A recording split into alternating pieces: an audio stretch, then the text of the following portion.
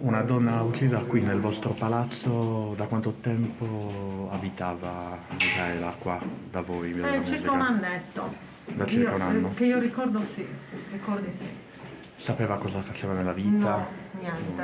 Nulla. Ci salutavamo, ciao ciao e basta. Quando è l'ultima volta che l'ha vista? Qualche settimana fa, ma era con lui.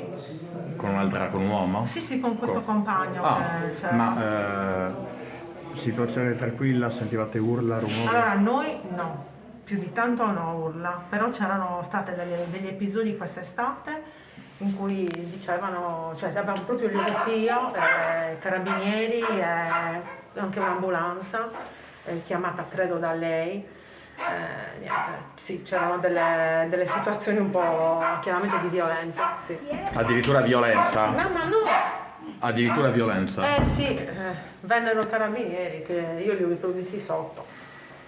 E poi ultimamente silenzio degli ultimi giorni Sì, almeno? sì, sì, infatti avevamo pensato che si fossero andati un po' una calmata, perché noi abbiamo chiesto, ci abbiamo detto anche al proprietario di casa di dire ai suoi inquilini di tenere la porta chiusa perché avevano sempre la porta aperta, poi fumava, lui penso che fumasse lui.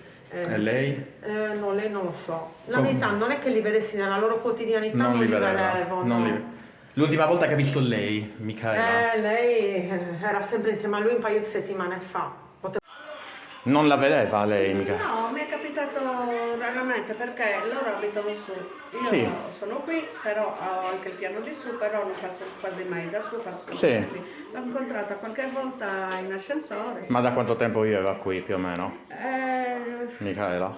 2 anni forse. Viveva da sola? Sapeva cosa faceva lei nella vita? No, io non sapevo, almeno io non sapevo niente, sapevo che c'era questo uomo che veniva, stava, che litigavano spesso e volentieri, che sono stati avvisati anche i carabinieri spesso e volte, però non so che lavoro facesse né l'uno né nell'altro e niente, non mi è capitato di incontrarla un paio di volte nella scala, buongiorno e niente, niente di che. Infatti lui, mamma mia, aveva una faccia proprio brutta, non mi piaceva, tant'è vero che lui scendeva e saliva in ascensore senza mascherina, infatti una volta ero decisa a dirle di metterla, poi non gli ho detto niente perché... Da quanto tempo non vede lei? Quella è l'ultima volta che ha visto Michaela lei? Proprio di... Michaela? Qui nelle scale, sì. Si chiama Michaela? Sì. Non sapevo Neanche come si chiamasse. No, l'ho incontrata l'altra settimana, mi sembra, di mattina, assieme a lui, che usciva. Quindi spesso si sentiva dei litigi, diciamo. Sì,